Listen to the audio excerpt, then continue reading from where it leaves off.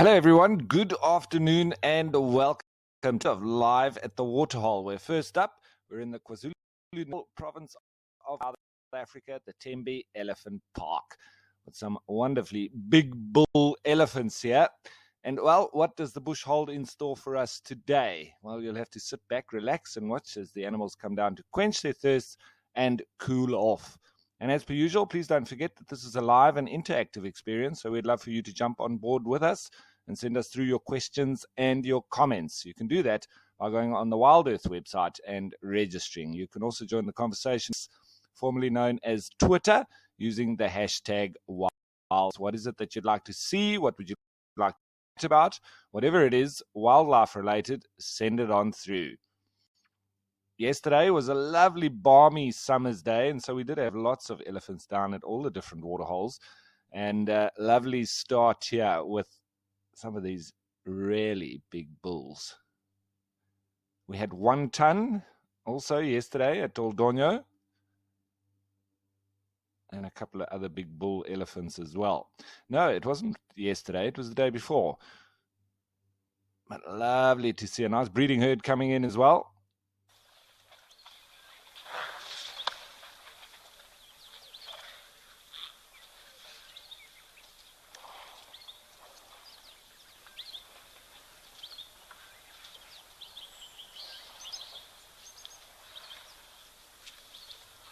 A couple of warthogs scampering about on the opposite bank.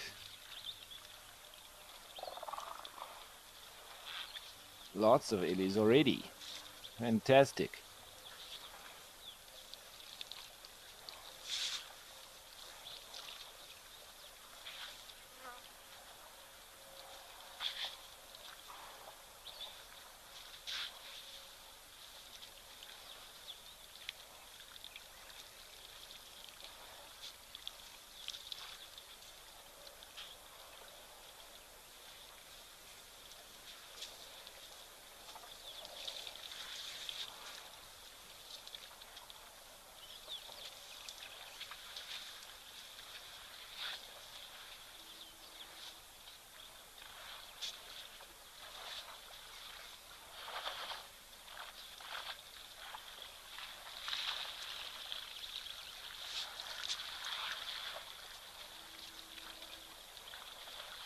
And I have mentioned it before, but in case you didn't know, the Tembe Elephant Park, it's around a 30,000 hectare game reserve in Maputo land, which is in the KwaZulu-Natal province of South Africa. It's adjacent to the Ndumo game reserve, established in 1980 to protect the elephants, obviously as suggests, which used to migrate between Maputo land and southern Mozambique. These elephants were traumatized by poaching during the civil war in Mozambique. So the park was only open to the public in 1991. And it's now home to 250 elephants, which are the largest in the world. There's a few sort of claims to this, both here in KwaZulu-Natal, up into Mozambique, right up into Kenya. They also claim that, but also the Angolan southern Angolan and northern Namibian elephants also have a claim to this. I think there's some of the largest tusks, particularly in these parts on the eastern side of South Africa, but I think that there may be some larger masked animals, not per se with their tusks, in that Angola region. Anyway,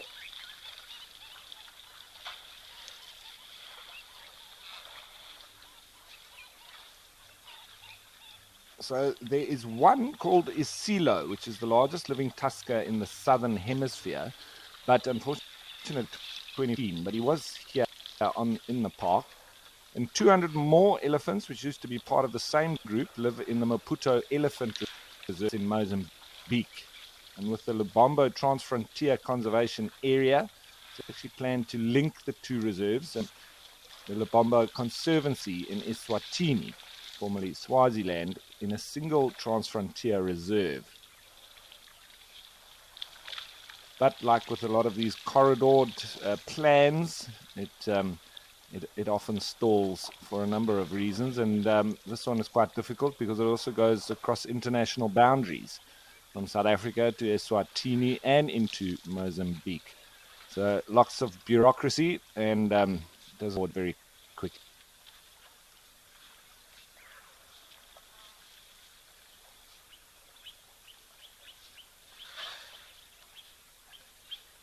So Sandy Franklin, first up, saying good morning, Ralph. Straight back at you, Sandy Franklin. Nice to have you on board once again. Stephen Boyd, also saying hello from the UK. Welcome with us. Mercedes Bean, greetings, Ralph. Great to have you back. Happy Friday. Absolutely, and happy Friday to everybody who's watching. It's going to be nice, exciting wildlife viewing. Vic Langford, saying hi from a very wet UK. I'd much rather be there. Very different weather, but we do have a massive cold front coming up, going to be going right across into the Highveld and then potentially moving up into the eastern parts. There will be snow-covered peaks from tonight onwards, and so the Drakensberg will be getting it. The Highveld is going to be extremely cold, so good luck to anybody up there. Luckily, I'm down in the east, so we're just going to be getting quite a bit of rain. Not too cold for us, but we do feel it coming through from the Drakensberg and Hogsback area, and then that'll start extending up into these parts in KwaZulu-Natal. So generally, before you have these fronts moving in, you have a lot of hot air moving and being pushed in front of it. So the last few days have actually been very hot down on the coast, and it's going to switch around completely now, and it's going to be very, very cold for the next little while. So the animals, I'm sure, will be enjoying the heat, but I think things will change in the days to come, that we might not have as many elephants in the next while, because it's going to really get a lot colder. So I think we'll enjoy today, but it is indeed going to change. That's the only constant out in the bush.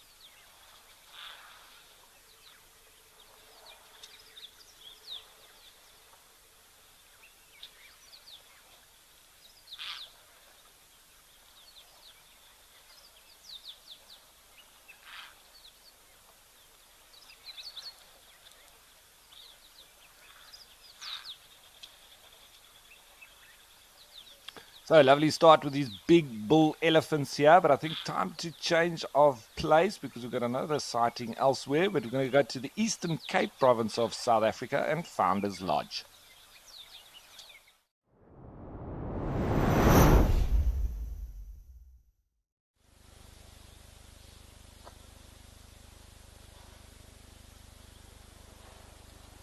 With something completely different. You can see the weather that I'm speaking of starting to come in. We've gone down the coast here, down into the Eastern Cape from KwaZulu-Natal, but this will sooner or later reach there as well.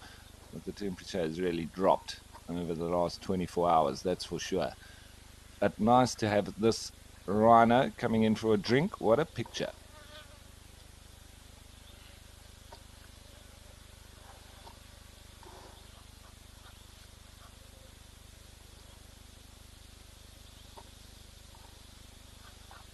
You see a little bit of the ribs showing there on the rhino itself. That's not a bad thing. It doesn't mean that it's actually looking in perfect condition.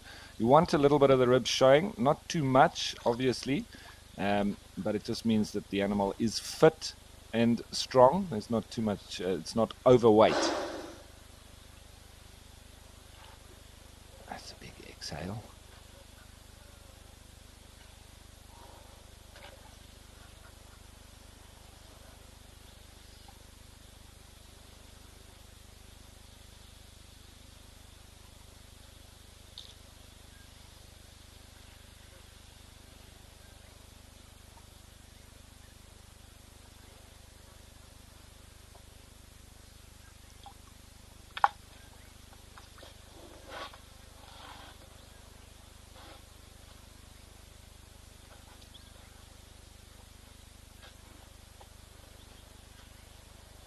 It looks like a bull, and he's had his drink and slowly moving off now.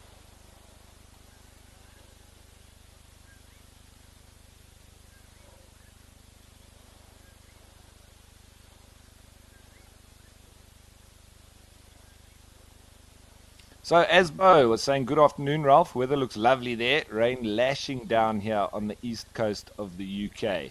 Well, you can see it was great in KwaZulu-Natal, but it's not so great here in the Eastern Cape, where this cold front is now really moving in.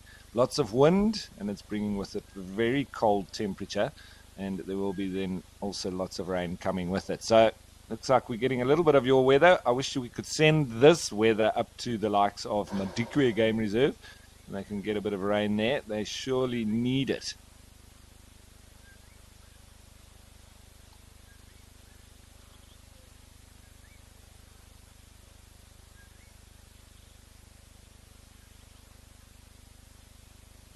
Is he having a scratch on the tree?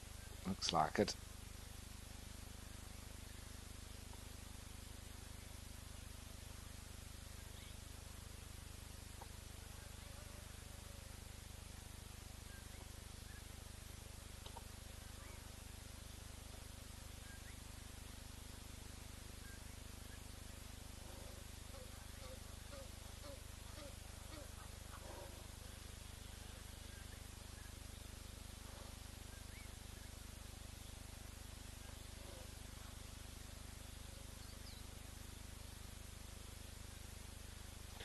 And it's really interesting that between the black and the white rhinos, the square-lipped versus the hook-lipped, such different behavior between them and demeanor as well. Where the white rhino are normally pretty relaxed and chilled out, whereas the black rhino really highly strung, quite nervous and quite aggressive. Very different in their behaviors.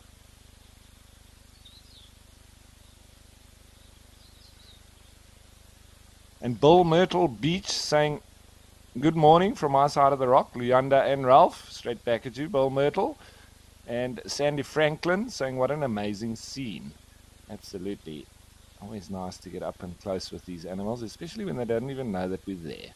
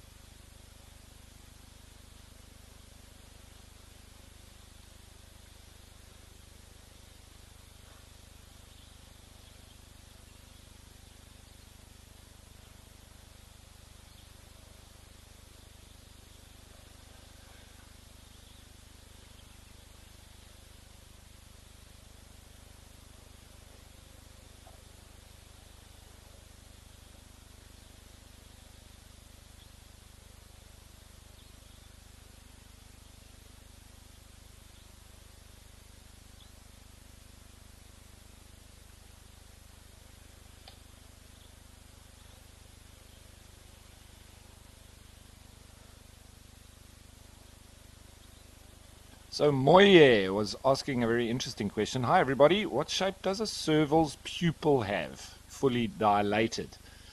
Now that's a good question, Moye. And in fact, serval's eyes they are yellowish, and the pupils contract into like a spindle shape.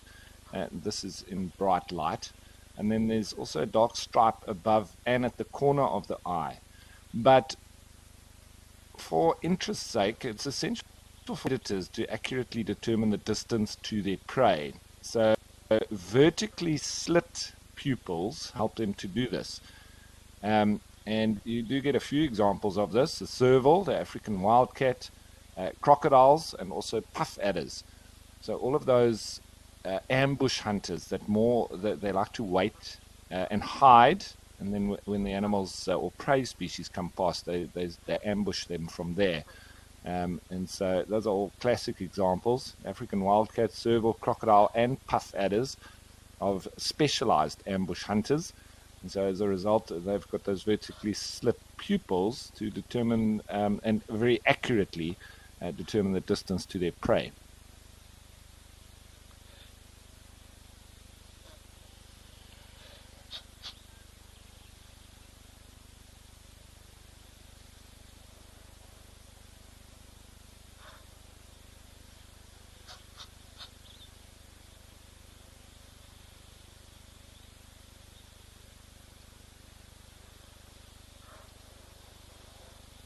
Turning dark quite regularly with the incoming clouds. I think it's going to be quite grey for the next few days.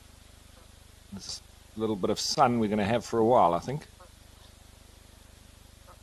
Or poking through at least.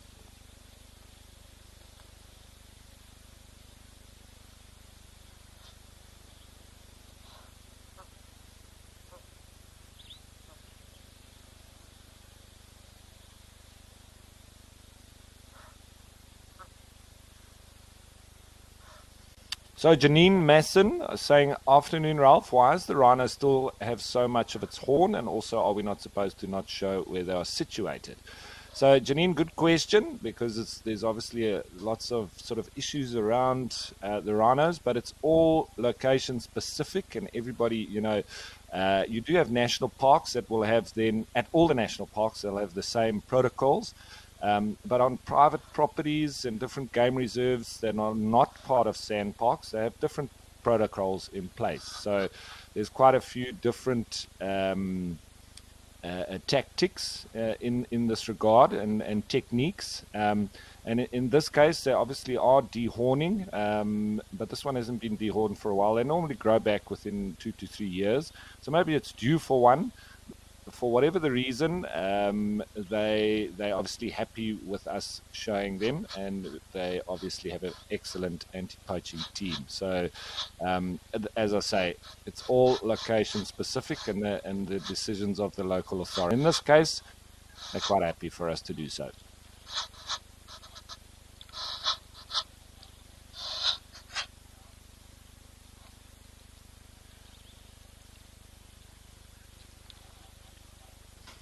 A couple of Egyptian geese coming in onto the scene. The rhino's still just a silhouette there, I think, enjoying his scratch.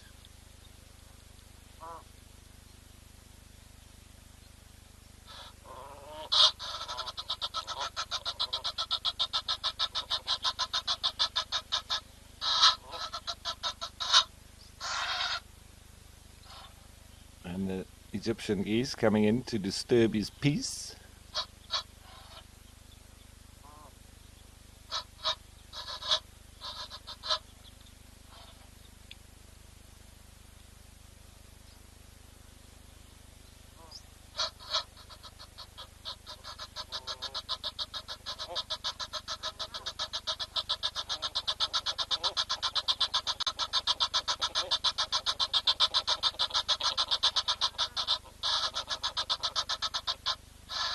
Right, so lovely change this and a nice little stop in down in the Eastern Cape, but it is rather dark, so I think we'll change of place. Let's go this time to the Greater Kruger Park and Naledi Dam.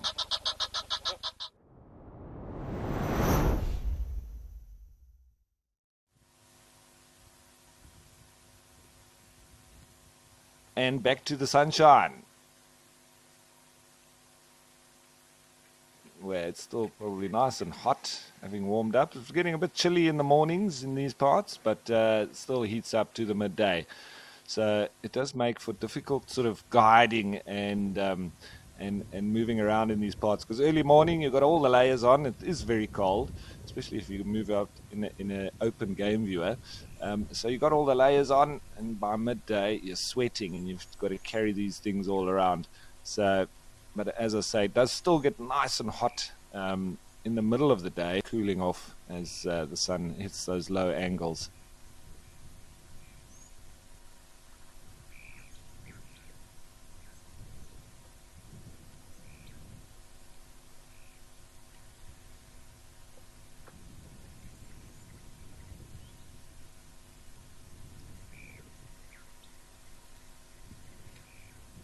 So they're just behind the waterhole, these elephants. I wonder if they've already had their drink.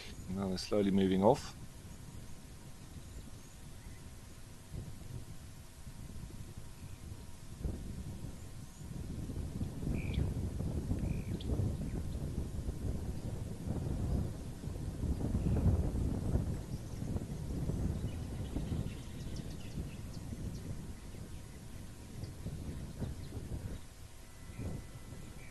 One elephant hiding behind the pole. We won't be able to watch him. I'm assuming these are a couple of young bulls.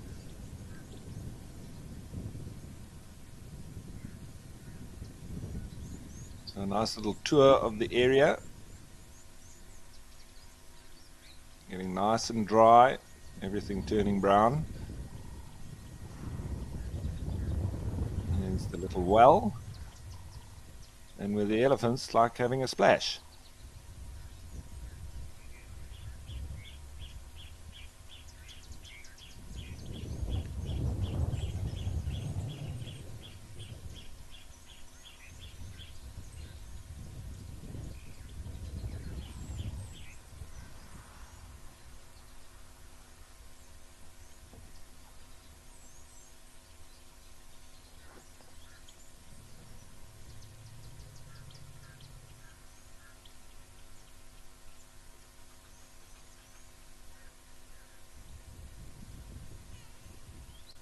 There was a sighting quite a while ago with one of the other naturalists of a leopard here that came for a drink in the middle of the day and then lay up in the shade.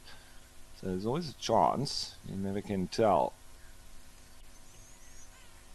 And leopards are also not exclusively nocturnal. They will move around during the day and sometimes surprisingly so. Obviously their activity preference is more so at night, but in winter especially they can move around quite a lot during the day, depending on what they've been up to.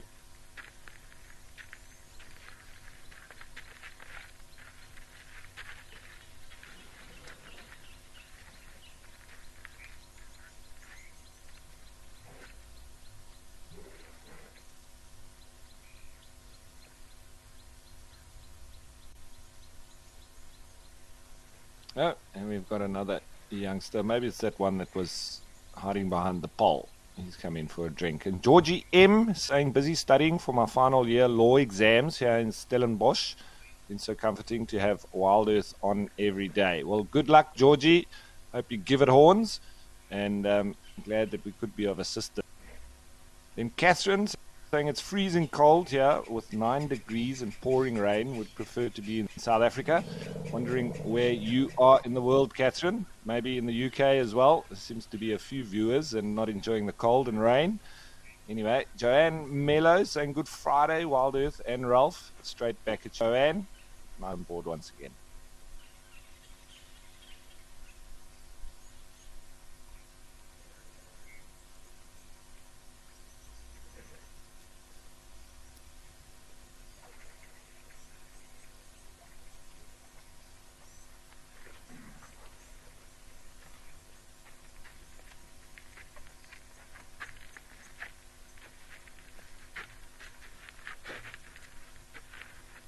Thought I could hear another one moving in.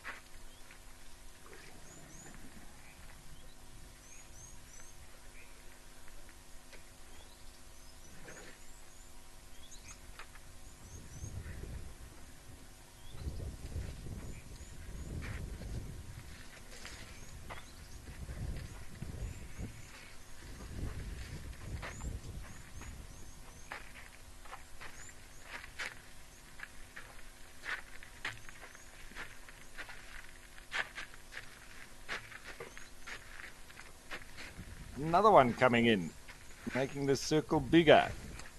Looks like it's all the young bulls.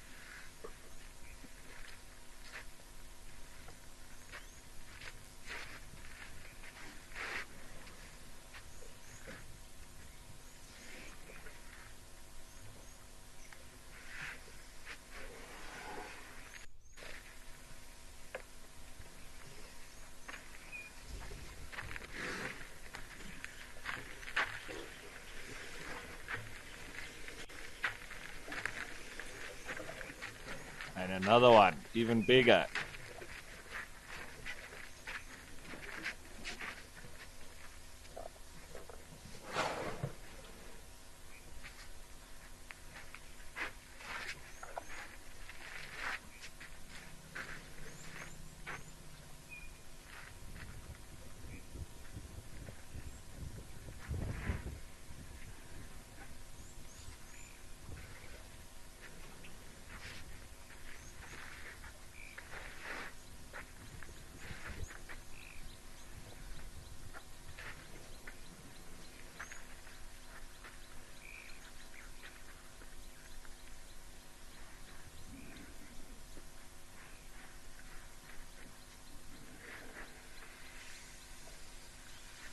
Bit of action going on in the background there. I think it's looks like a couple of Impala rams chasing each other around.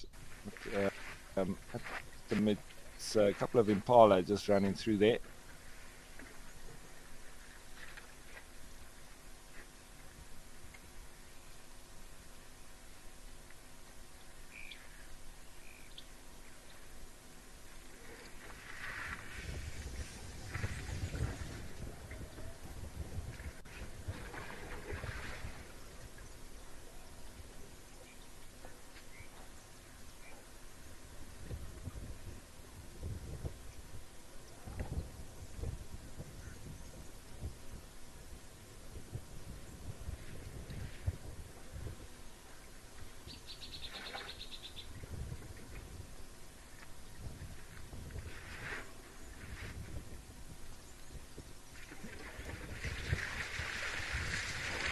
So Joanne Mello made a very good point, saying that I hope Georgie M is environmental law, and I'd definitely have to agree with you, Joanne.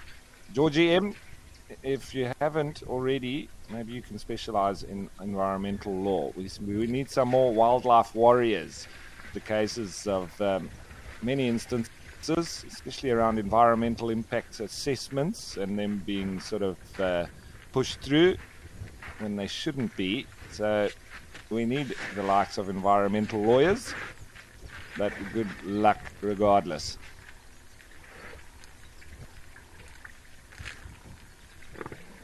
Oh, very special indeed. See how they put the trunk in each other's mouth?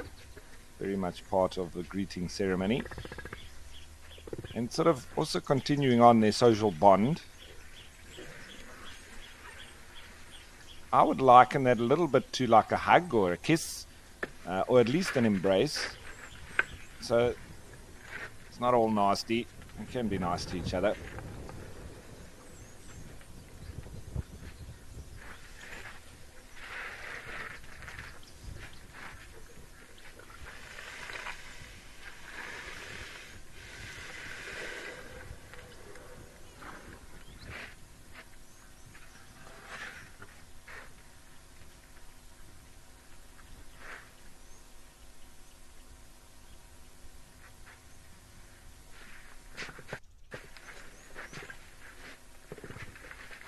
What a lovely close-up sighting this is turning into.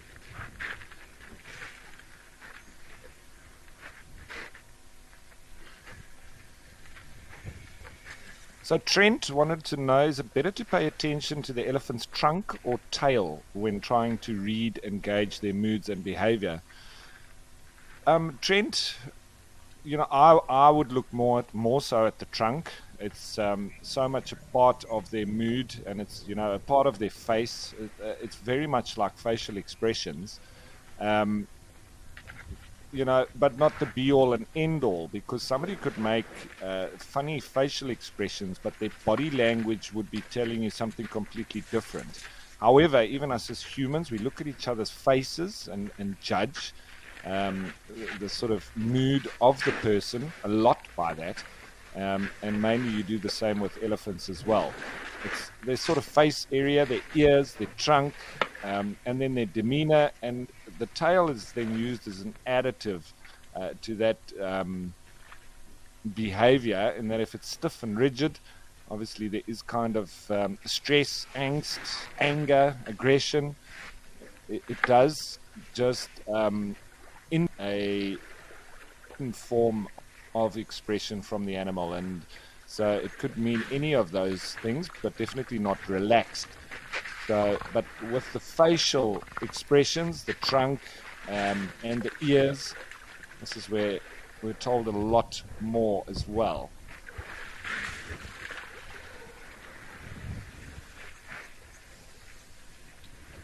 On many occasions, when I've been in close encounters with big bull elephants especially, they sort of start what we call pseudo-feeding. They're pretending to feed. So they sort of turn to the side, even though you're in a very close encounter within 10 meters.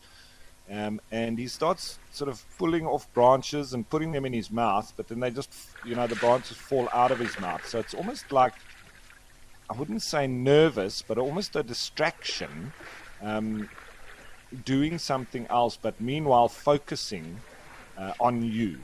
And I've seen it on a regular basis, especially in those close encounters. And we're both nervous, a little bit under stress, and thinking what to do next.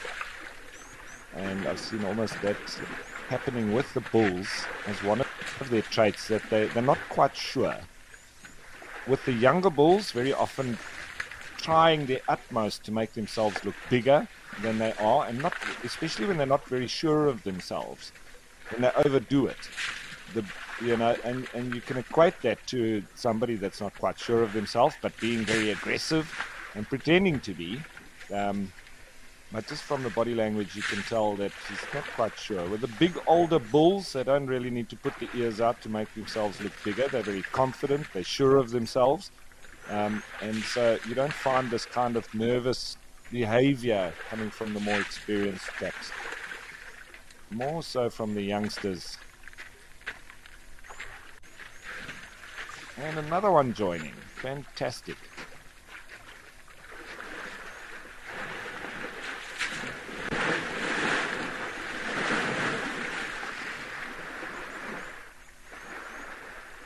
So, and just a response from Georgie M saying, I've actually chosen environmental as one of my second semester electives. Super excited. We're going to get another warrior for wildlife. Fantastic. Thanks, Georgie M. It's good news. And that's Joanne Mello.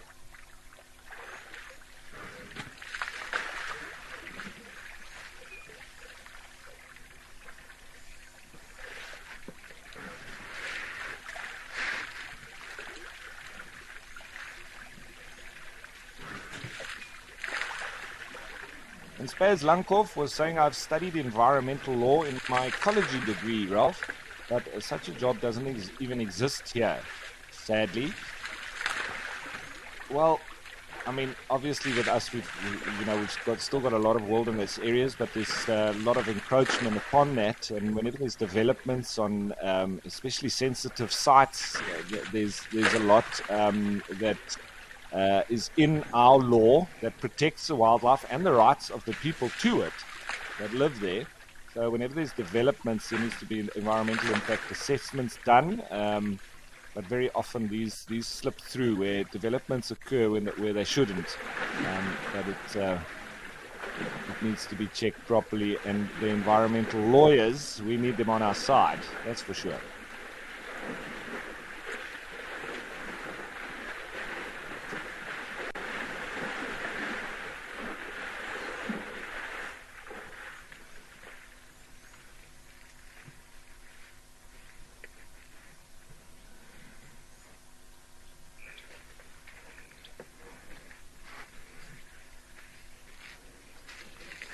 Some of the biggest high profiles that just happened recently was with a big oil company that wanted to offshore in South Africa, and they obviously were able to stop them through not only lobbying and activism, but also obviously directly through. So, and there were a lot of environmental lawyers involved there. So definitely need them.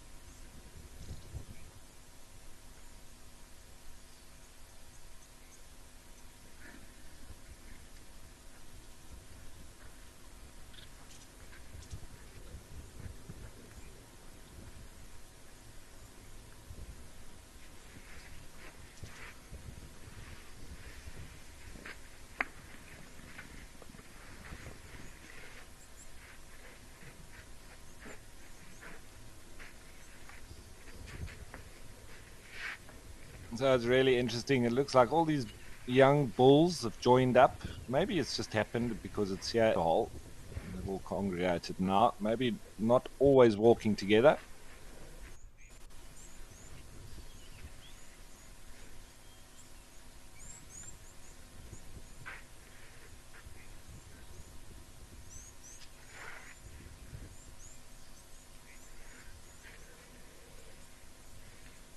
Okay, so it seems like it's elephants all round, but I've really enjoyed this. But I think it's time to change of place now, and let's head back to the Tembe Elephant Park.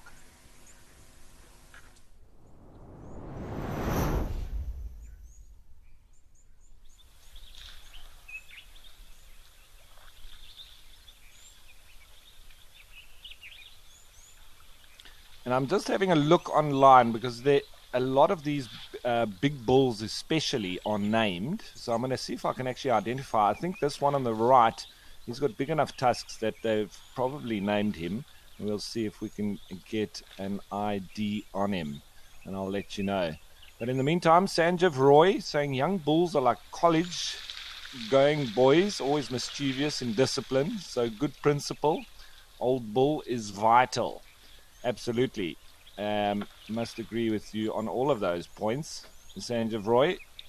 It's for me, I liken a lot of the elephant life cycle as well as their behavior to humans, because we do share a lot of similarities. Then Lady Macbeth saying latest safari selling point appears to be the big 7 in Kruger, as opposed to the coastal reserves, which add whales and great whites to the big 5.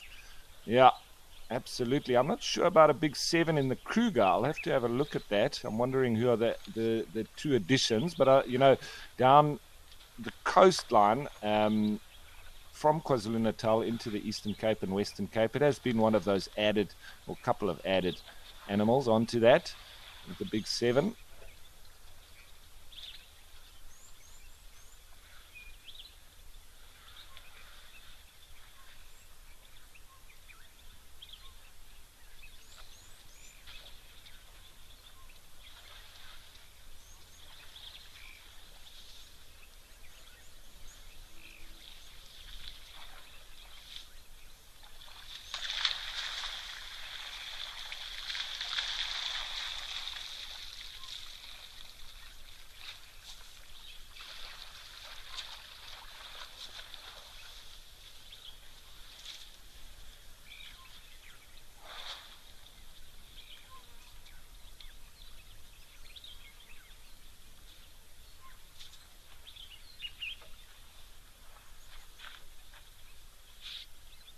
Now, I'm just having a look at the descriptions on the identification of the different elephants on Tembe, and there's one that I'm looking quite closely at. You can actually have a look at it.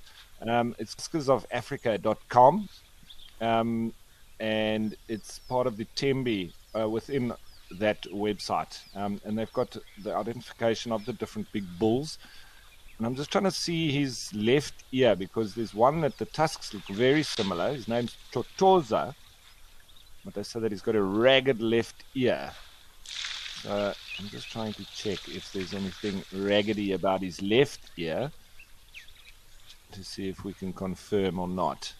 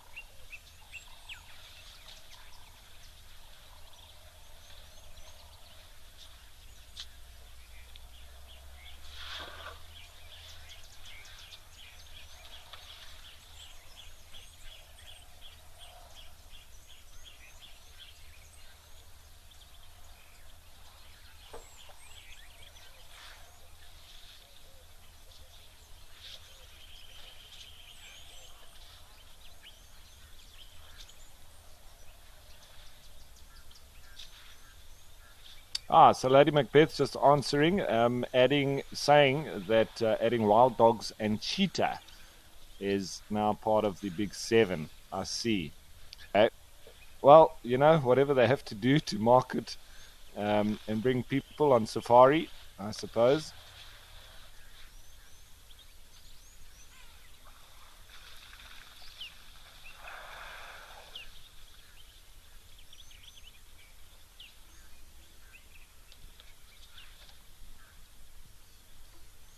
Trent was asking, when elephants face each other and stay still, is it a conversation? It can be, Trent. It can also just be a bit of a standoff, for instance. But it's hard to tell, because a lot of which we can't hear. So even if they are speaking of something, you can assume so. Now, he does have very raggedy ears on the ends of them. You can see quite tattered. So there's a couple of potential names, but I think it might be Chotoza. But the only info I've got to go on is a picture of him, as well as a ragged left ear, both tusks curved inwards.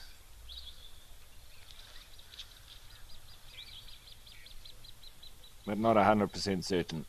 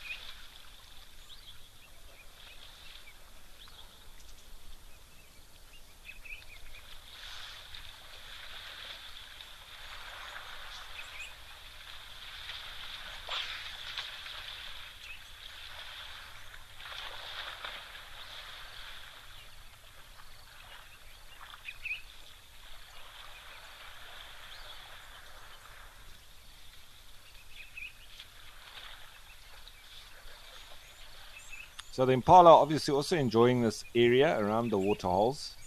Lovely mixed browse. And they're mixed feeders, so perfect.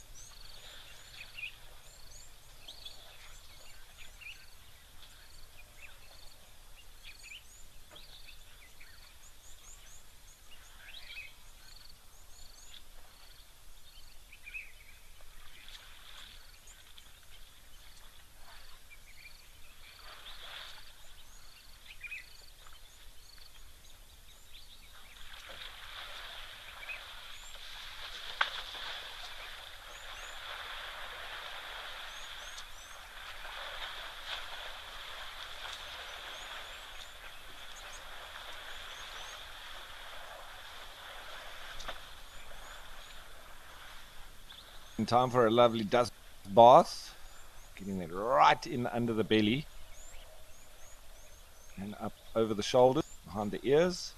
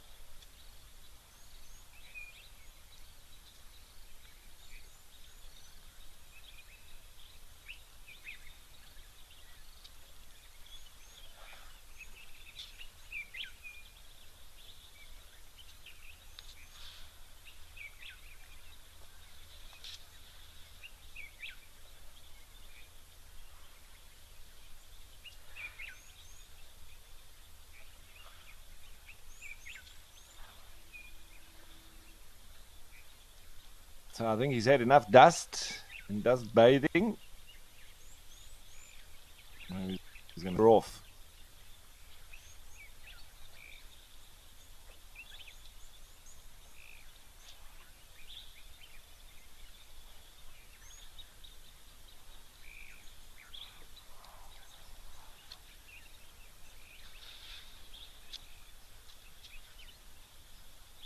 Okay, so now that they're all moving off, I think we'll do the same, but let's change of place completely and let's go to Namibia and Okokoyo.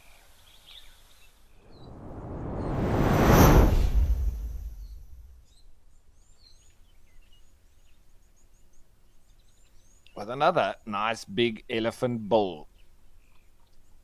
A few animals moving through in the background. I think it might be springbok, and then there's zebra. Looks like there might be some wildebeest off in the distance. I'm hoping some oryx or gemsbok come down too.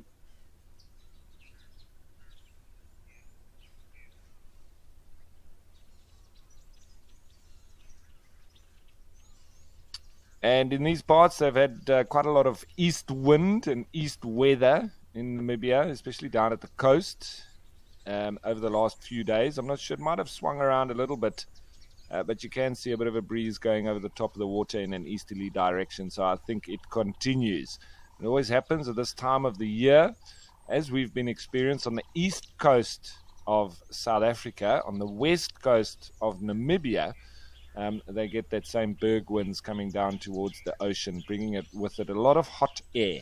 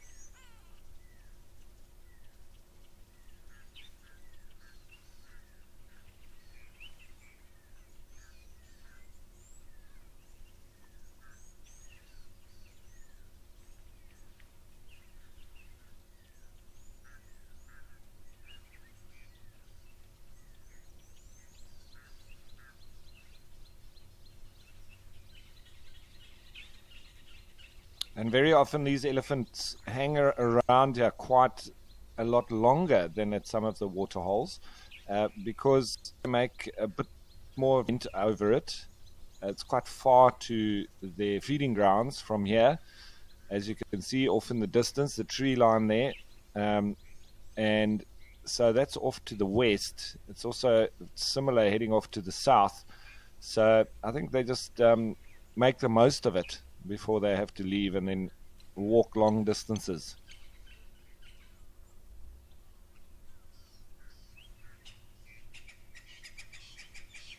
And the closest waterhole from here is a minimum of 10 kilometers in any direction. So it's obviously important for them to drink their fill.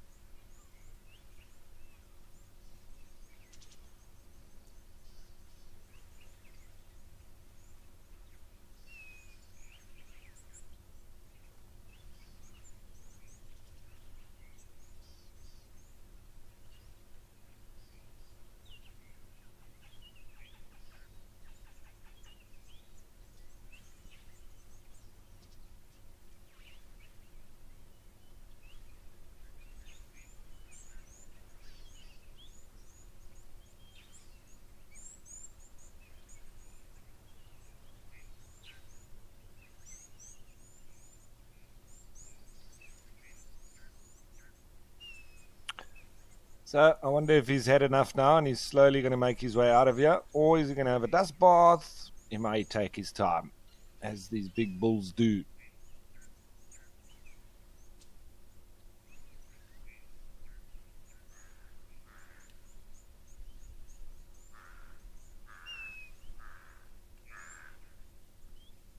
can hear a grey hornbill calling. It's quite raptor-like, often confused with birds of prey.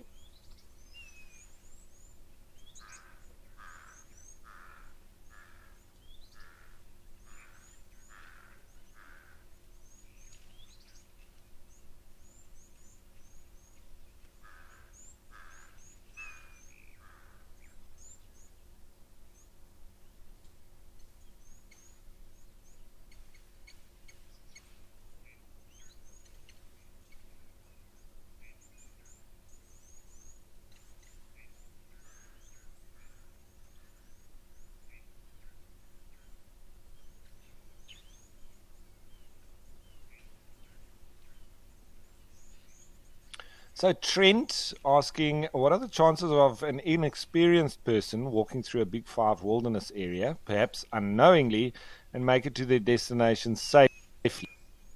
Um, Trent, I think depends on what time of the day it is. If you go in the middle of the day, you'll stand a much better chance than if you go in the early mornings or late afternoons, because the predators are still active around those times. So you might happen upon them, but still, even then, we even have in the likes of the Kruger National Park. There's pathways that go cut through the park.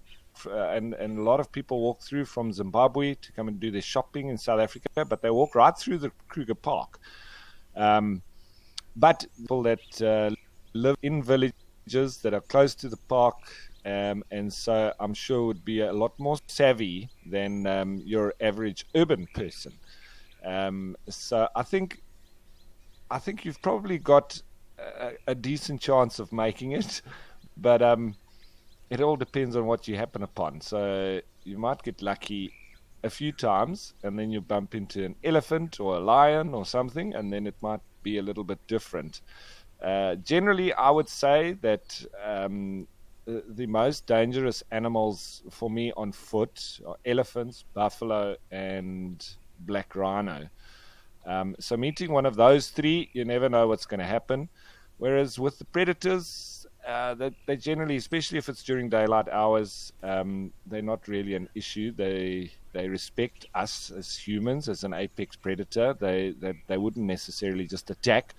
And it's actually quite disappointing sometimes on foot, because the predators normally run away from you. They're different creatures at night, totally different beast.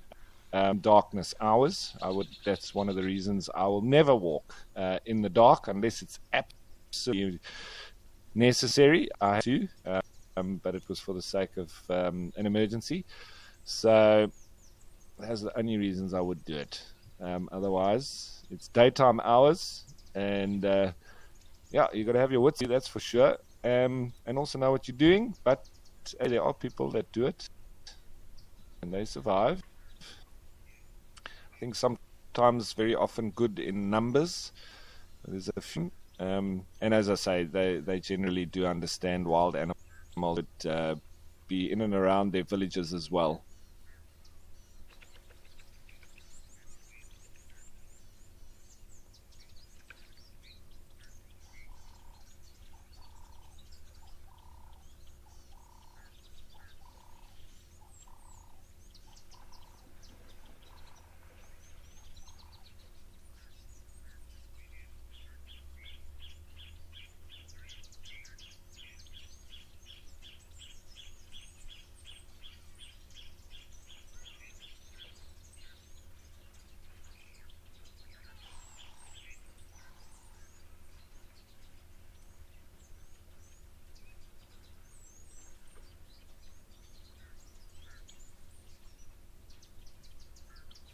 Always nice to see lovely big groups of zebra coming down for a drink. But lovely scene this is. Always lovely to stop in here. But let's change of place, back to the Greater Kruger Park and Cat Eye.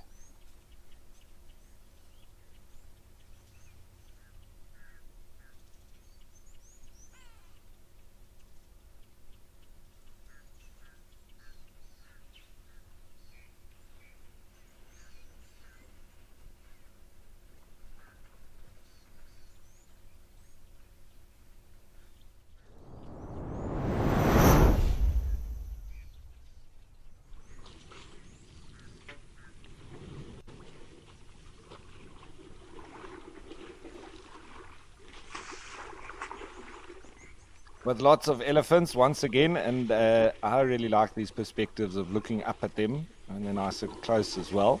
Now, Lady Macbeth was saying the perspective here is deceptive. This would be at Okukuyu. The tree line is closer than it seems on camera.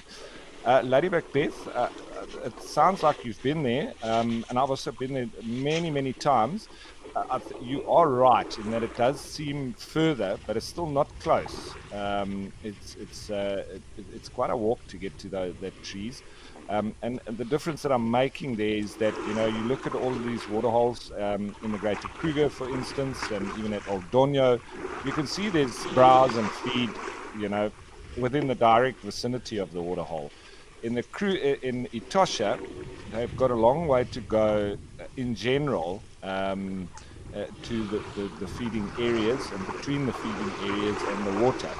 So they do tend to spend quite a bit of time there at that waterhole, as I would assume they civet and then head to where they feed, and only when they really get thirsty once again will they make the trek back to the water, which is still quite a distance from those feeding grounds.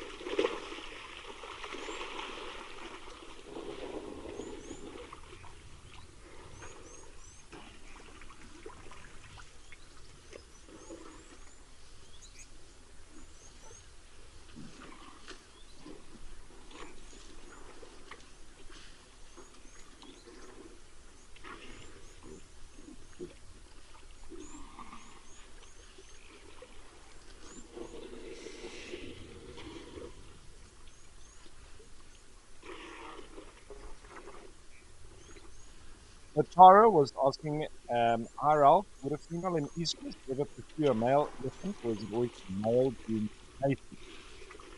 So Tara, generally, yes, it's a male population. It all depends on the population dynamic within a given area. If there was a low concentration of bulls over a wide, you may have the potential for, female bulls coming to estrus. But generally, when there's a lot of bulls around, they will make their way with no, sort of lowering the necessity for the females to go looking for males.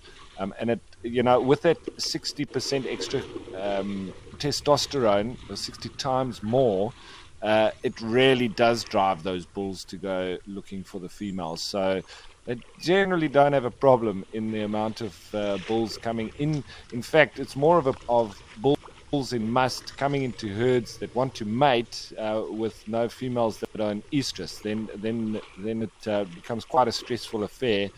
And they just try and sort of move away from the bull who keeps pursuing, and so the herd then pretty much has to maintain, keep on the move. And it can be quite stressful for them, as I say, because then he does get angry, he starts pushing over trees and getting aggressive, and it can be a problem around the youngsters. So I've seen it quite a lot where that occurs, and there's no females in estrus, but a bull coming in, and he does become a bit of a pain.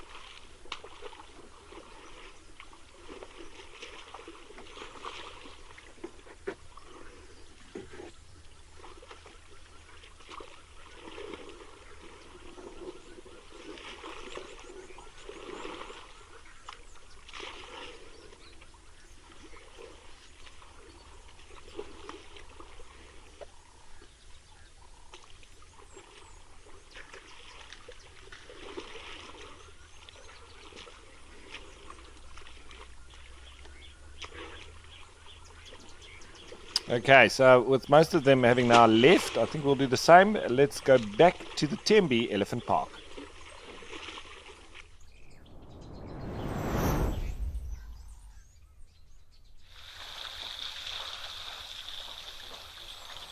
With yet more elephants. So much stolen the show today. Well, I'm not complaining, that's for sure.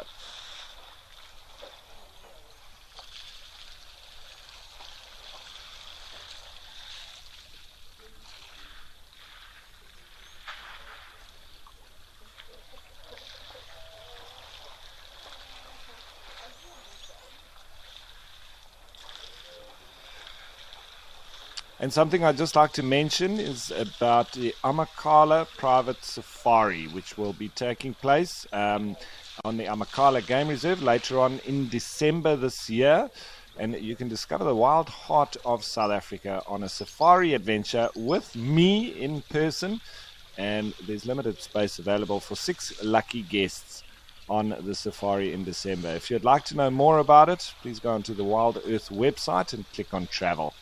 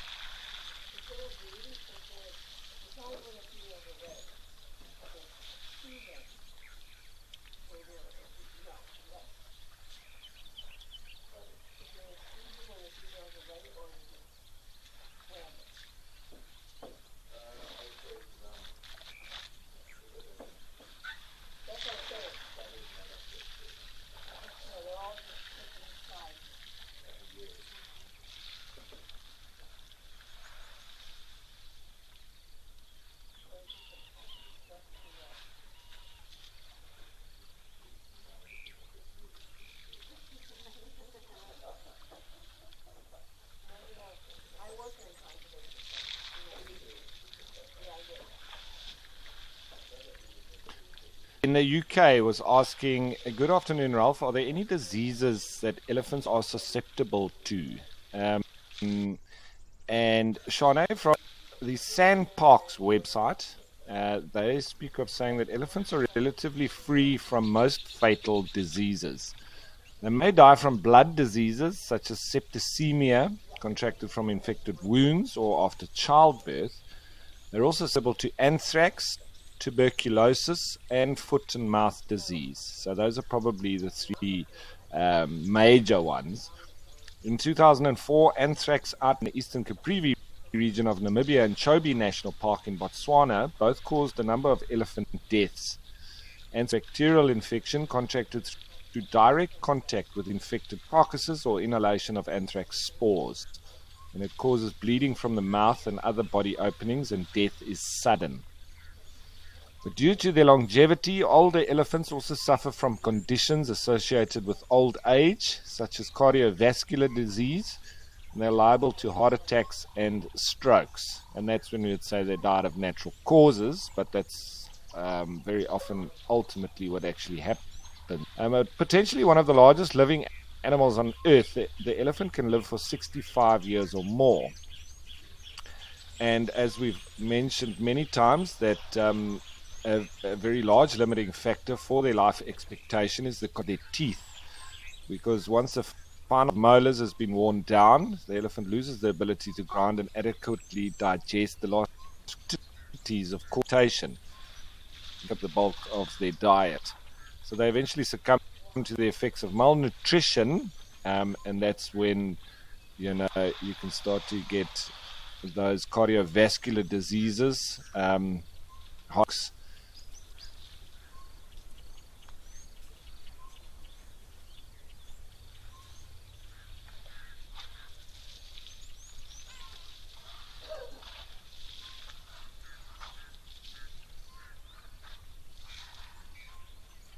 But then going further as well, and actually many elephants die from natural causes, just like humans. They can suffer from life-threatening diseases or abnormalities.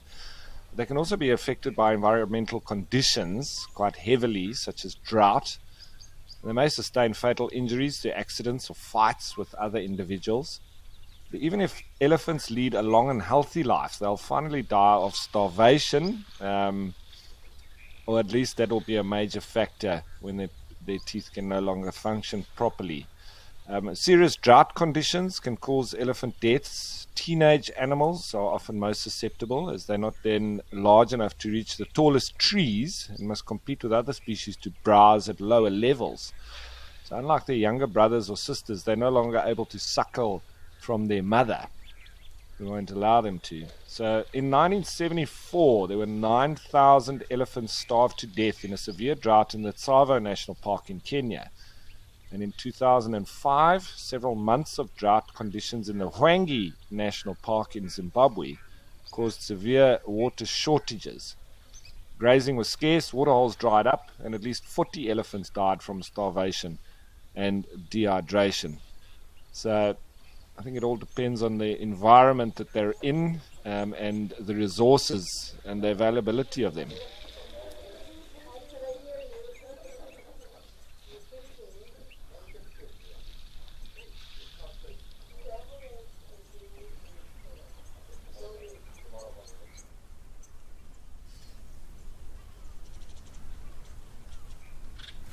And it's so lovely just to watch elephants that are obviously happy because they're sort of engaging in play, And stressed animals generally won't do that. So it's a very good indication of a happy, healthy sort of population of elephants.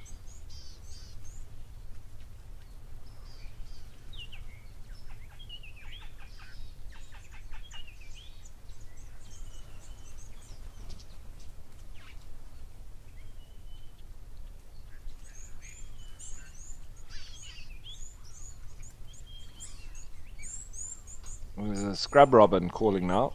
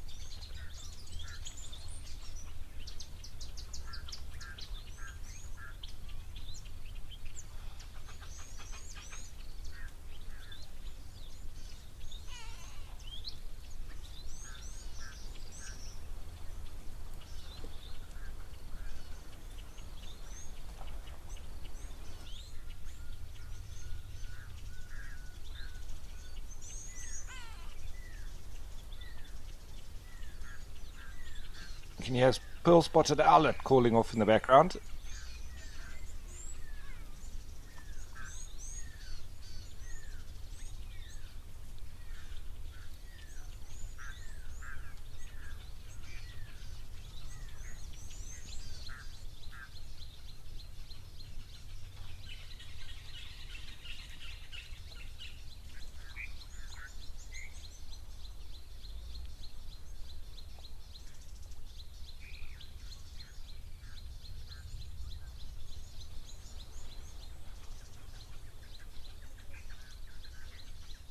So Bill the Bull was asking, Ralph, I've seen prides of lions there at night on the Tembe cam. One lion is with a collar.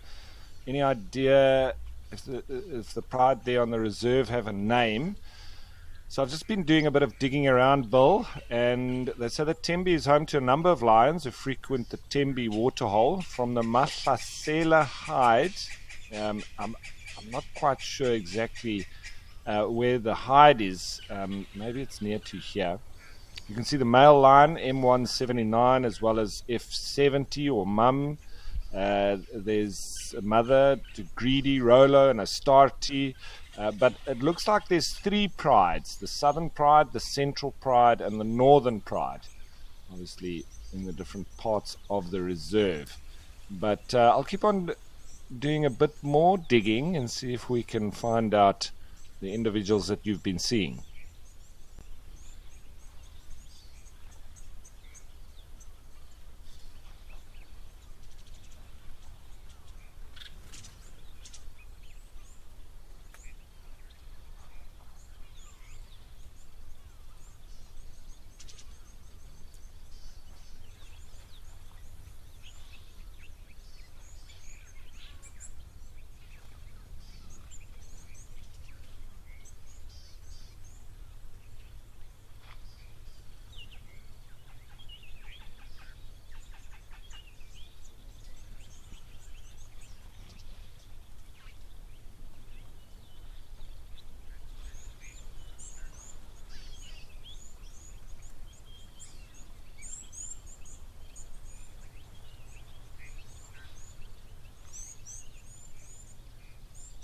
And now just a little bit of history of the Tembe lions that I found on the Tembe Elephant Park Facebook page. They say, and this was in 2016, so a little while ago. However, they just speak on the history of them. So 4 lions were captured at Madikwe Game Reserve in northern South Africa, and they were relocated. In 2002, that was 4 lions, 2 male, 2 female, were introduced into the park from Madikwe. In fact, the 2 males were from Madikwe and the 2 females were from the Pilanesberg. Males were unrelated to maximize the genetic diversity being introduced into the park and to prevent inbreeding. And Kampa, who was one of the original females, still patrols the southern section of the reserve and is now nearly 17 years old. Okay, if she's still alive, she'll be well over 20. So to date, there's over 35 lions on the reserve, with a new set of genes to be brought in on South Africa's east coast, but that was in 2002. Okay, so then the return of the lion to make it a genuine Big 5 reserve. I'm just going down a bit further, see what else, how many more.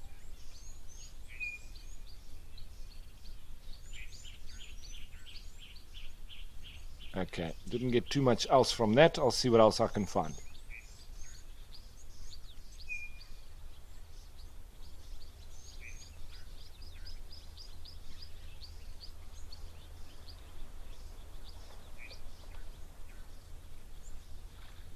And Bill, you said that one of the lionesses has a collar. I'm not sure if there's any more, but definitely the female Kampa, she has a collar on, so it's potentially her, but she would be very old. It would be interesting if you could say if she looked extremely old or not. You see some female and young Nyala walking through there, just behind that elephant.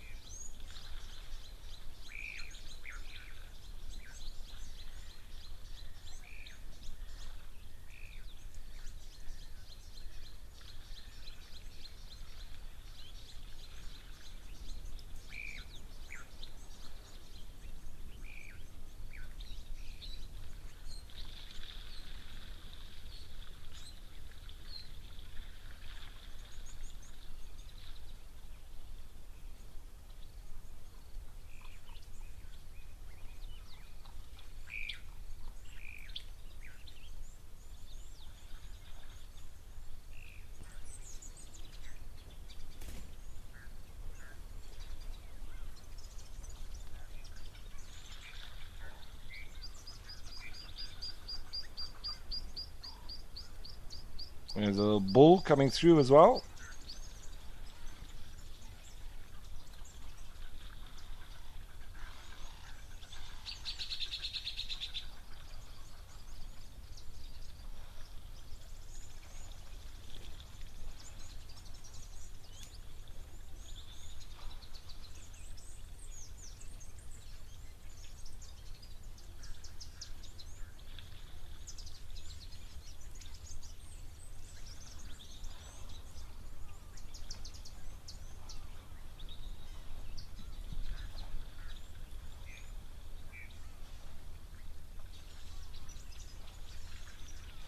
Setting with all the antelope there, Impala and Nyala, males and females.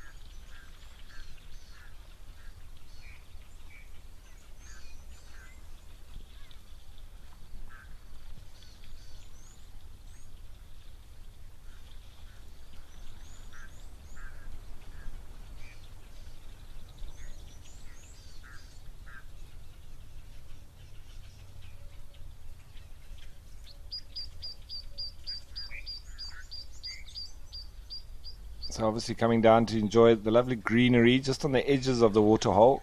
Always very lush.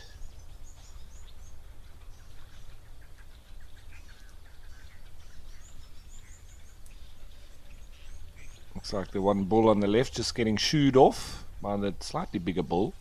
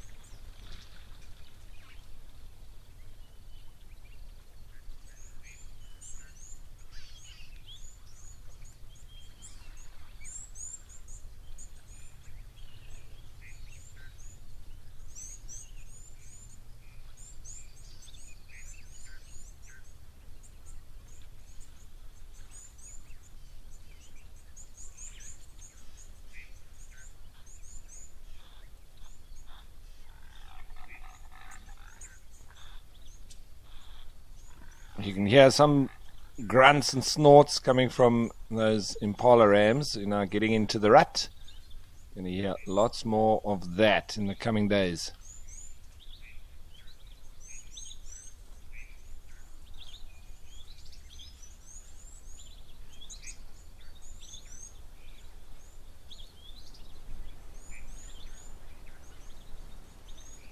Right, so Bill, coming back about the lion, saying she looked in great condition. In fact, she had two sub adults with her. Okay, yeah, it seems like the Tembe pride has grown substantially. Well, the different prides within the reserve. I think there's up to about 60 of them now. So I think we'll have to just keep digging and see what information I can find. I did get a very long history on it that I didn't want to cite all of, but I'll see if I can find a bit of a summary of these particular lions. It seems some have come from the greater Kruger area, Karongwe, some have come from Pilansberg and Madikwe, so they've really got different origins, which is great, and obviously keeps the genetics nice and strong, and that's generally what they try and do. So but it would just be nice to get some updated stuff. So I'll keep digging.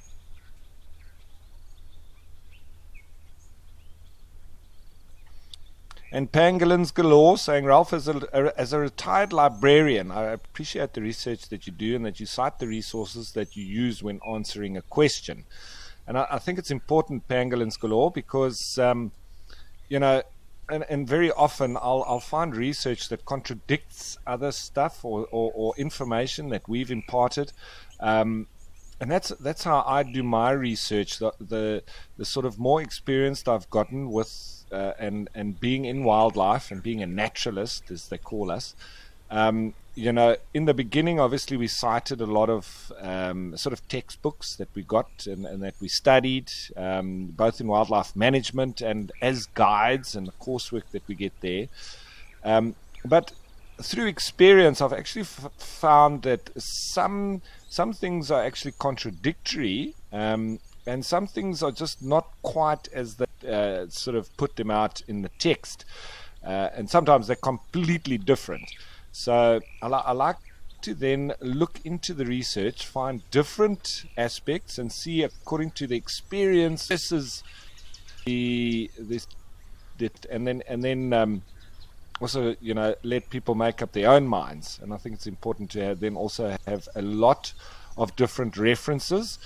You always want to try and prove yourself, but it's important to have a balanced view on anything that we're looking at, and one research study might totally contradict.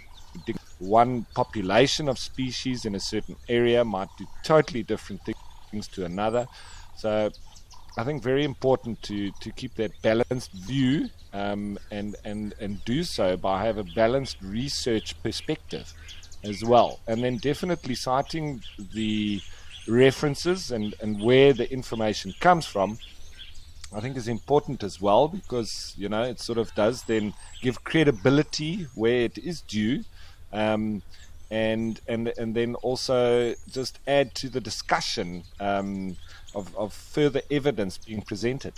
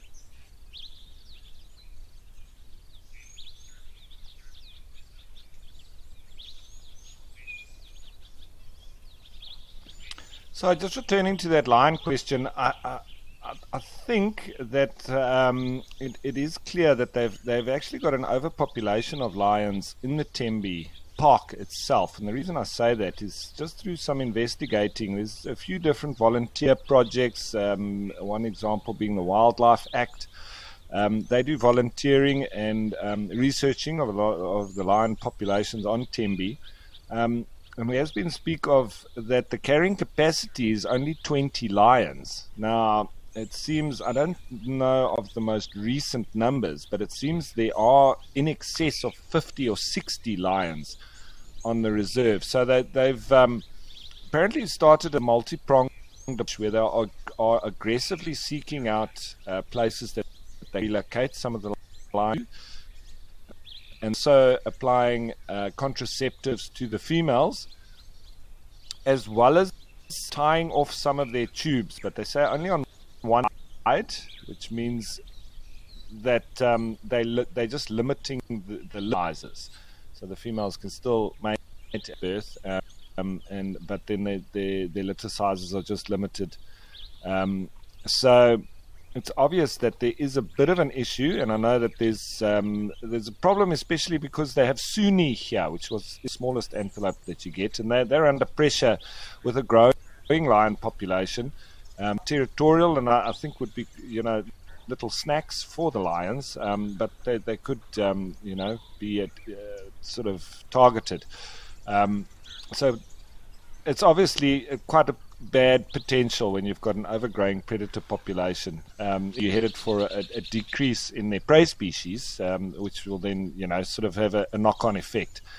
But I'm sure the management is all over it. I'm going to continue researching on this point, and I hope that the next time we come back, I'm able to have a little bit more information, especially for you, Bill. Like I say, I found a very long history of the lions here, but it would have taken me half an hour to get through all of that. So maybe I'll just try and summarize that, and we have a nice clear picture of then what the lion population is exactly on the Tembe Elephant Park. But with that being said, we're slowly heading towards the end of the show. So I hope you've all enjoyed it. As per usual, you never know what the bush is going to throw at you. And today it was lots of elephants, but totally unique as always. So thanks to you, the viewers, for joining us. And of course, thanks to the wildlife for being the stars of the show. Later on, of course, there will be the Sunset Safari. So don't go anywhere. Lots of action coming your way with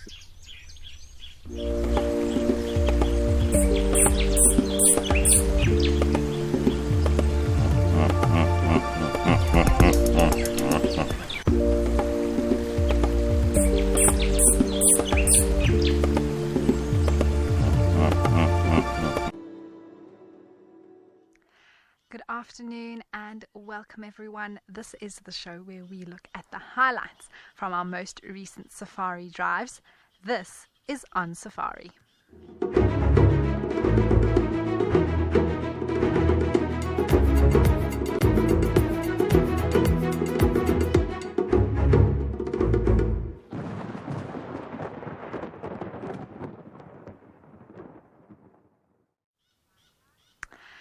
Well, my name is Amy, and behind the camera with me is Cam, and there we go. And we're looking forward to this afternoon's On Safari show. We really are spoiled for choice with highlights from the last sort of 24 hours or so, especially this morning. So without any further delay, let's get going and look at the first clip. We're starting off with some elephants that Steve had yesterday, and as we go on, we're going to see plenty of wild dogs this afternoon with the highlights, as well as some leopard action. So let's get started. Let's take a look at the Ellies, and then we can chat a little bit.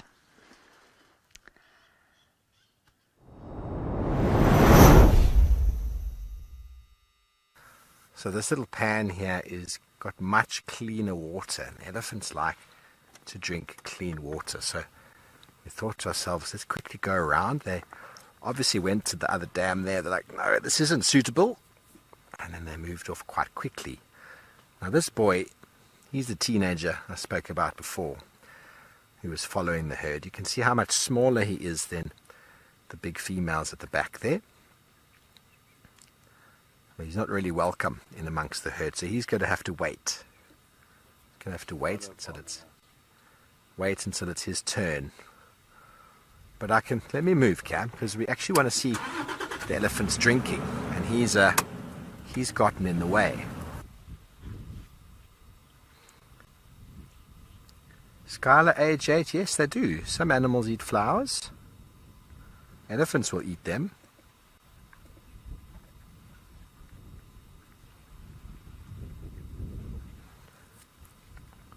Some animals actually prefer flowers. A lot of birds will focus on flowers. We eat flowers.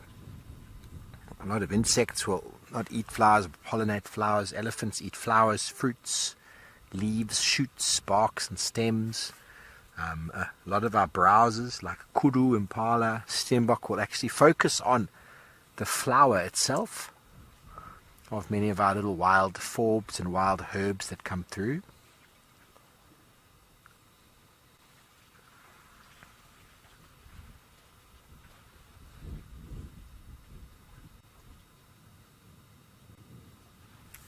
Okay, there's the smallest little baby in the middle there.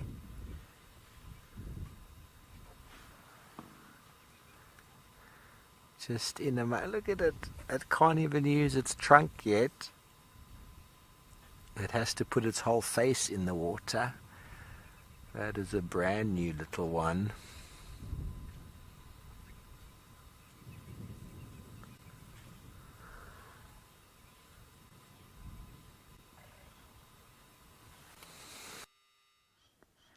Well, that is just classic elephant sighting around a waterhole, and what a beautiful time to spend with those elephants having a drink, and especially that little baby. But we're going to get to an elephant baby a little bit later on in the show, so that was just wonderful to spend that time. I'm sure you all enjoyed that sighting, and I'm hoping to still see elephants. I saw some when I arrived yesterday briefly on the main access road, but I'm hoping that to still see some out on drive, maybe, fingers crossed, for this afternoon.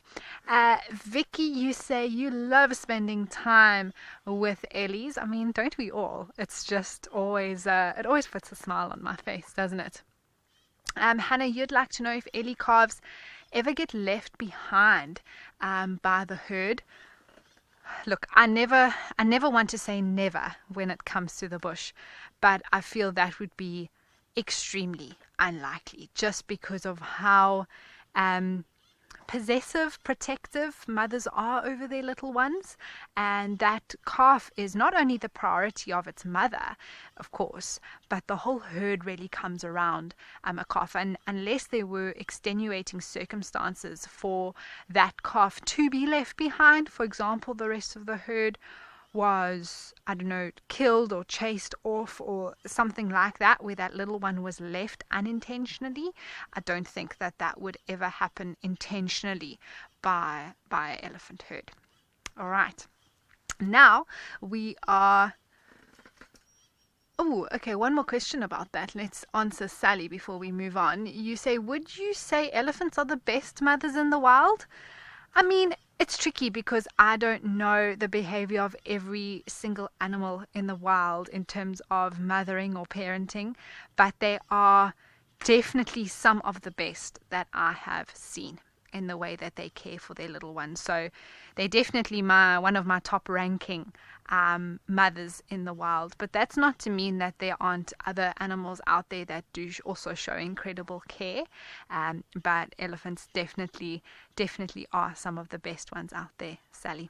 All right, everyone, we are going to move on to clip number 2 and see James with some of the wild dogs from yesterday.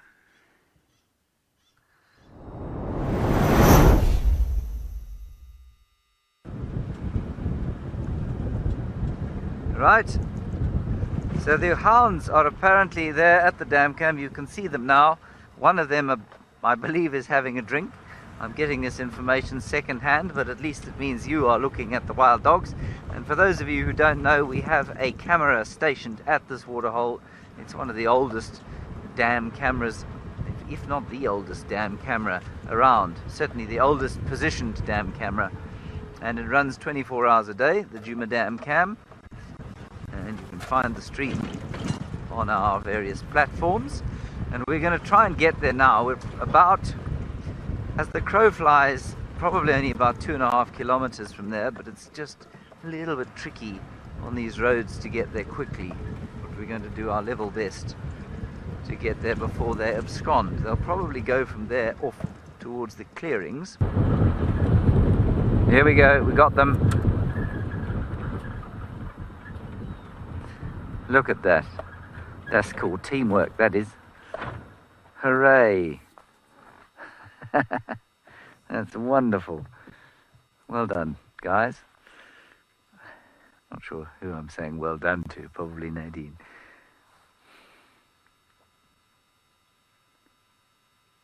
That's really nice.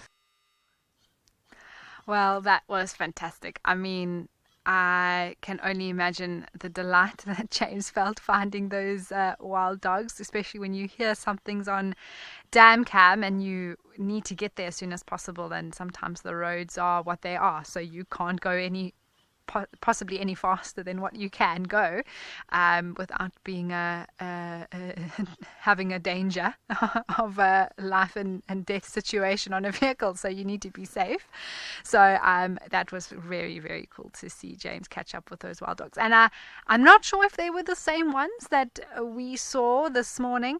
Apparently there's 2 packs of 3 at the moment, the ones that Steve found and the ones that I had with Maribs, which are the next 2 highlights that we're going to move on to as well just now.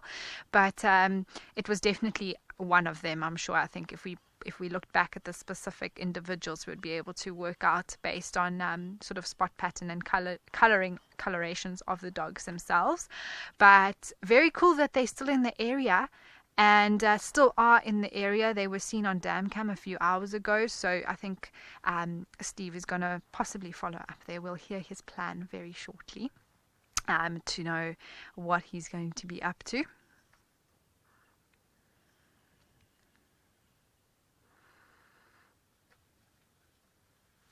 Riley, you say that this was so cool. It really was. I'm sure it was fantastic watching for all of you at home as well to be able to stick with James, watch the camera, and then actually arrive there in real time with the vehicle. So that was very, very exciting past 24 hours, I must say, even from yesterday. WE Love, you say, Amy, we missed you. So nice to have your energy back. It's good to be here. I'm very happy. And I mean, quite honestly, the bush is giving me all the energy I need at the moment. It's impossible to not be excited and upbeat with everything that's going on at the moment. I think even possibly the dullest person around would have a smile on their face and be excited with the sightings that we've had from this morning. So I'm very grateful for what we've seen so far. But with wild dogs, it's interesting with the pack dynamics, the fact that there's 2 with only 3, maybe they'll join together and form a pack of 6, depending on the male and female sort of numbers, if that would be something that they would look at being compatible about. I think James mentioned, I don't know if it was yesterday, but just about how wild dogs, I think, mix in terms of ones leaving and joining others far more frequently than I think what we realize, or more common than things like lions would do. So it's interesting to think about the dynamics going into denning season, what this might mean for these 2 very small packs of wild dogs, 3-3. I mean, you know, if they have a good ratio of male to female, maybe they'll end up making a pack of 6. But that's how new packs form and how this happens, and they do